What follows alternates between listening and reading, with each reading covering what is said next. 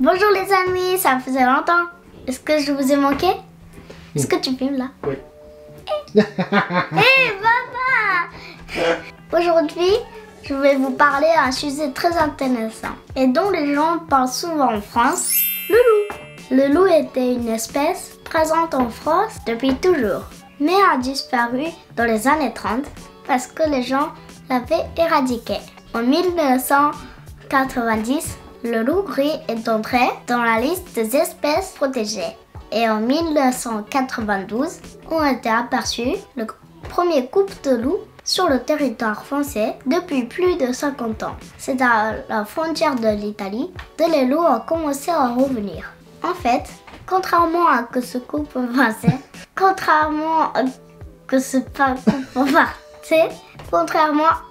couple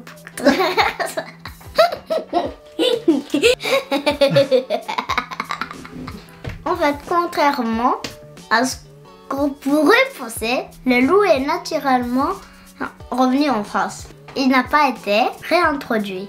Des zones de présence ont été mises en place, soit pour les loups solitaires, soit pour les meutes, dès que des loups restent au même endroit pendant plusieurs mois.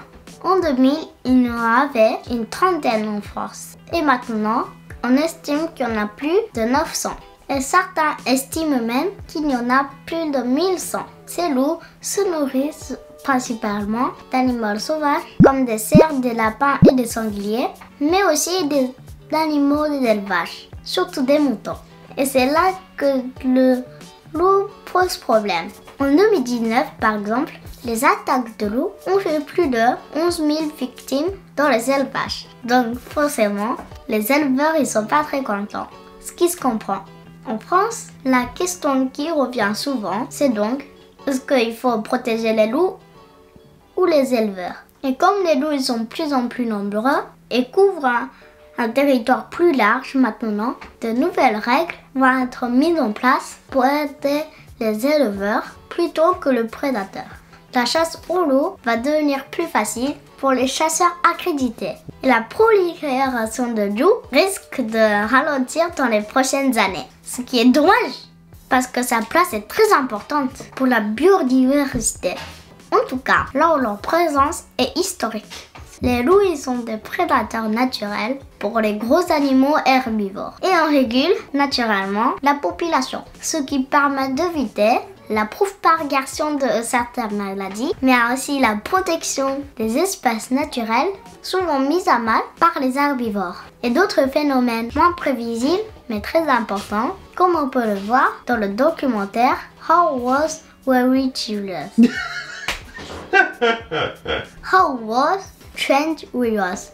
C'est important de protéger le loup en France et en Europe, mais c'est aussi important de protéger les éleveurs et de leur permettre d'élever leurs bêtes en sécurité.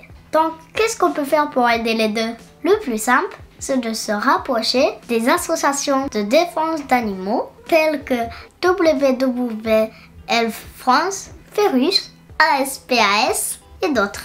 Ces associations font beaucoup pour aider les deux parties de problème, en aidant par exemple à monter des clôtures appropriées, en éduquant les gens ou encore en proposant l'aide de bénévoles pour garder les troupeaux. Et nous, pour les aider, on peut bien sûr faire des dons, mais aussi diffuser leurs messages ou même devenir bénévole dans ces associations. Voilà, c'est tout pour aujourd'hui.